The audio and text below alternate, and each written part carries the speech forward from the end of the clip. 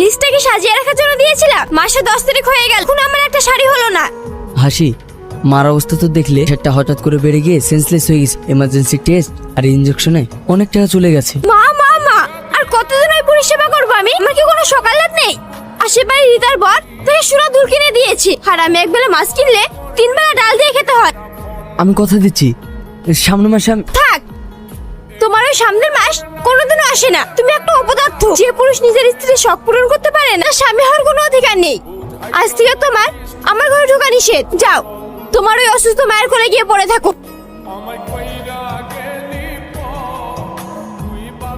Sir, আপনি যে ফাইলটা রেডি করতে দিয়েছিলেন কমপ্লিট, একবার দেখে নিন। কি ব্যাপার সেলিম, তোমাকে এরকম আপসেট মনে হচ্ছে কেন? ও কিছু না স্যার, মায়ের শরীরটা একটু খারাপ তো তাই।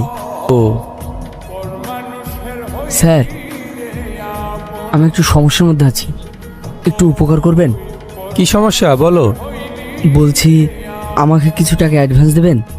এভাবে হুট করে তো টাকা দিতে পারে না, অফিসের কিছু নিয়ম কানুন আছে। তবু আমি দেখছি, যদি পারি অবশ্যই তোমায় জানাবো। ওকে স্যার, আমি তাহলে আসি। কি হলো? মনে হয় পেট্রোল শেষ হয়ে গেছে। এই জন্য তোমার সঙ্গে আমার কোথাও যেতে ইচ্ছে করে না। আমি গাড়িতে চাপলে তোমার পেট্রোল শেষ হয়ে যায়। সেলিম, বাইকের কি হয়েছে? বাইকের পেট্রোল শেষ হয়ে গেছে।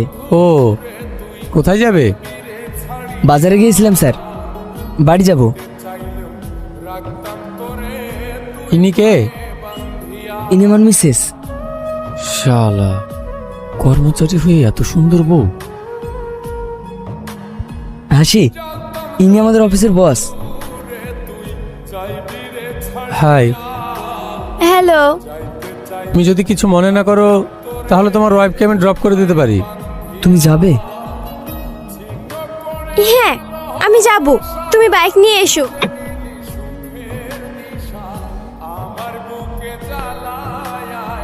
এই হাত কি রান্নাঘরে কালি মাখার জন্য?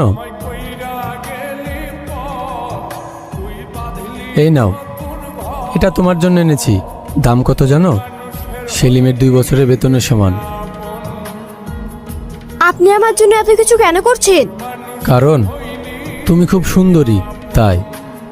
সেলিম তো তোমায় কিছুই দিতে পারে না, আর আমি তোমায় রাজত্ব দেব। তুমি কি পারবে সেলিমকে ছেড়ে আমার হতে? হ্যাঁ, পারবো। সেলিম,